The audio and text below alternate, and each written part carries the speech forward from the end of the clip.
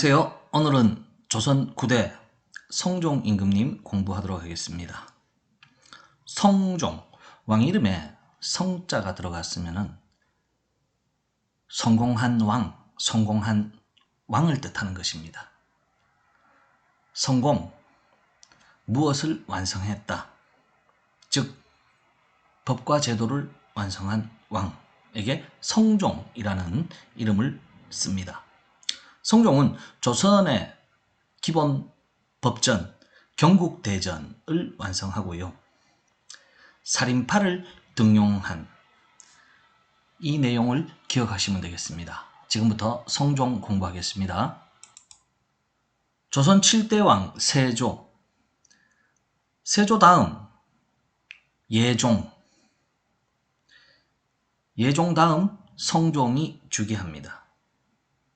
성종과 예종은 삼촌과 조카의 관계. 예종은 세조의 둘째 아들, 성종은 세조의 손자가 되겠습니다. 8대 왕 예종이 몸이 허약해서 왕에 오른 지 2년 만에 돌아가십니다. 예종의 아이가 너무나 어렸기 때문에 다음 왕자리는 예종의 조카 성종에게로 넘어갑니다. 12살에 왕에 오른 성종.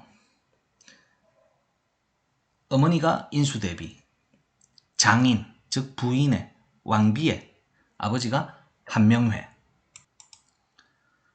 한명회는 당시 영의정이었습니다. 그리고 한명회는 세조가 계유정난을 일으킬 때 가장 가까웠던 신하입니다. 즉 계유정난을 일으킨 그 숨은 세력에 한명회가 있었습니다. 따라서 한명회는 세조 임금, 예종 임금 당시에 영의정을 하면서 세조의 왕권 강화 정책을 뒷받침했던 인물입니다. 성종은 원래 왕자리와 거리가 멀었습니다. 그러나 자신의 어머니 인수대비의 욕심으로 인해서 왕에 올랐습니다. 12살에 왕에 오른 성종. 자, 인수대비는 성종에게 이렇게 이야기합니다. 아들아, 너는 아직 어리니까 공부를 열심히 해. 훌륭한 왕이 되려면 열심히 공부해야 돼. 당분간 나라의 정치는 이 엄마와 너의 장인어른 한명회가 대신할 테니까 너는 열심히 공부해. 나중에 20살 넘으면은 네가 나라 일 다 하게 해줄 테니까 그동안 열심히 공부하고 있어? 이렇게 가르쳤습니다. 시간이 흘러 드디어 성종은 직접 정치를 하게 되고 공부하기를 좋아했던 성종, 신하들에게도 열심히 공부하시오 이렇게 돼서 성종시대에 우리나라의 유명한 책 3권이 만들어집니다. 자, 화면에 보시는 것처럼 경국대전, 동국여지승남, 동국통감 이 3권의 책인데 그 중에 가장 중요한 것 경국대전 여러분들이 꼭 기억해 두시기 바랍니다. 조선의 기본 법전이에요. 성종의 할아버지 세조시대 때부터 만들기 시작되어서 성종 임금 때 완성이 됩니다.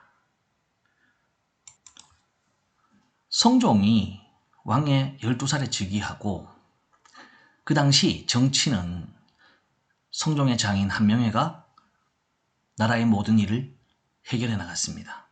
한명회의 권력은 점점 더 커집니다. 왜? 한명회는 8대 예종 임금의 장인이기도 했고요. 9대 성종 임금의 장인이기도 합니다. 그리고 세조를 도와서 계유정난을 일으키고. 그러니 나라의 모든 신하들은 한명회의 뒤를 따르며 한명회는 나라의 모든 권력을 움켜쥐게 됩니다. 그런데 이 한명회와 한명회를 따르는 이 신하들, 이제 어린 성종이 직접 정치를 하니까 성종의 말을 듣겠어요? 안 듣습니다. 그래서 성종은 화가 납니다. 아니, 엄마하고 장인어른은 나에게 열심히 공부하고 있다가 20살 넘으면은 직접 정치를 시켜준다 했는데 성종이 20살이 넘었는데도 한명회와 한명회를 따르는 신하들, 이런 사람들은 왕을 업신여기고 자신들 마음대로 정치를 하는 거예요. 왕이 성질 나겠어요? 안 나겠어요? 성질 나죠. 자, 당시에 한명회와 한명회를 따르던 신하들을 보고 훈구파라고 합니다. 훈구파. 여기서 훈은 훈장을 받은 세력들을 뜻합니다. 훈장. 바로 어떤 훈장을 받느냐? 고려 말, 조선 초, 조선을 건국한 신진사대부. 이 신진사대부가 정도전을 중심으로 한 급진개혁파, 그리고 정몽주를 중심으로 한 온건개혁파, 두 개로 나뉘어집니다. 온건개혁파들이 고려 왕조를 유지하자, 급진개혁파가 조선을 건국하자 이랬는데 결국 조선이 건국되었죠. 그럼 온건개혁파가 어떻게 되겠어요? 수도인 개경에서 짐 챙겨서 모두 고향으로 내려갑니다. 그리고 고향에서 숲속에서 글 공부하면서 제자 가르치면서 조용히 숲속에 묻혀 살았습니다. 반대로 조선을 건국한 급진개혁파는 태조 이성계부터 정종, 태종, 세종, 문종, 단종, 세조, 예종, 성종까지 나라의 모든 일을 해결하며 나라의 모든 권력을 움켜쥐고 있던 이런 사람들, 자식들, 손자들까지 훈구파라고 합니다. 즉 조선 건국에 앞장서서 나라에 큰 공을 세웠으니 나라로부터 훈장을 받은 세력들을 보고 훈구파라고 합니다. 성종이 정치를 하려고 하니까 이 훈구파들의 세력이 너무나 커져가지고 성종의 말을 듣지를 않는 거야. 성종이 엄청나게 짜증나죠. 그래서 성종 임금이 안 되겠다. 권력이 너무 커진 훈구파를 견제하기 위해서 그래, 왕인 나를 도와줄 사람이 필요하겠구나 해서 바로 온건개혁파의 후손들, 즉 시골에서 숲에 들어가 공부하던 사람들을 한양으로 불러들입니다. 이 사람들을 사림파라고 합니다. 사는 공부하는 선비, 림이라고 하는 것은 숲을 뜻합니다. 즉 숲속에서 공부하는 선비들을 한양으로 불러들입니다. 숲, 도시에 많아요? 시골에 많아요? 시골에 많죠. 시골은 즉 촌을 말하는 겁니다. 즉 시골 촌뜨기 선비들을 한양으로 불러 올려서 이 훈구파 세력을 견제하는 거예요. 바로 이것이 성종의 업적입니다. 자, 화면을 보시면은 고려 공민왕, 고려 말, 그 다음에 태정, 태세, 문단세, 예성종까지 이렇게 나와 있고, 신진사대부가 고려 말의 급진개혁파와 온건개혁파로 나뉘게 되고, 조선을 건국한 급진개혁파들은 나라의 모든 권력을 차지하고 아주 배불리 먹고 살며 떵떵거리며, 저기 얼굴 봐, 아주 통통한 게 살도 쪘는 돼지 새끼들 같죠, 그죠? 그런데 밑에 온건개혁파, 시골로 내려가서 숲속에서 글 공부하던 아주 옷도 깨제제하고 촌티가 줄줄줄줄 흐르죠.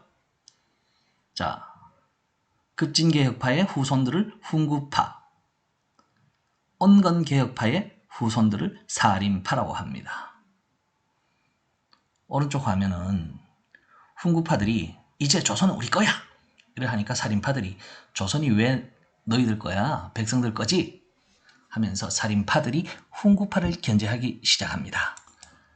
자, 그럼 잠시 성종의 업적, 경국대전 완성.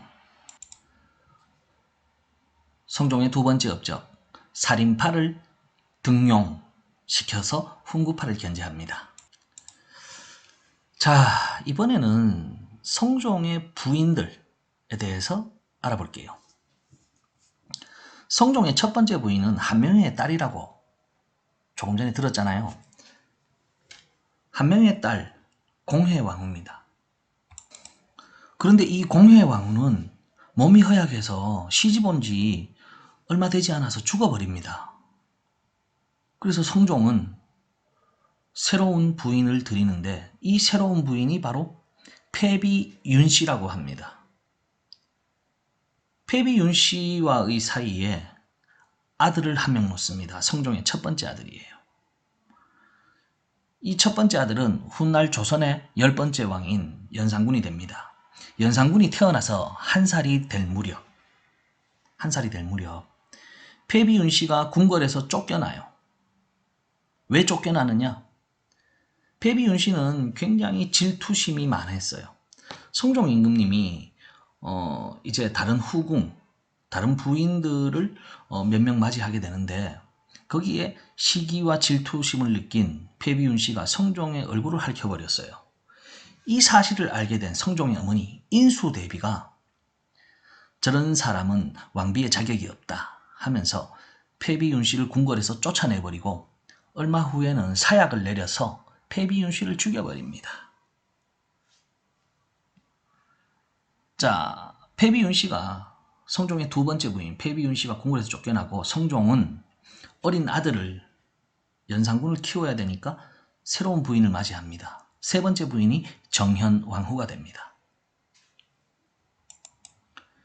자, 이상 성종에 대한 수업을 정리하도록 하겠습니다. 성종의 업적, 가장 첫 번째 경국대전을 완성했다는 것. 두 번째, 훈구파를 견제하기 위해서 시골 촌뜨기 선비들, 즉 살인파를 관직에 진출시킵니다. 이상 성종에 대한 수업 마치겠습니다. 수고하셨어요.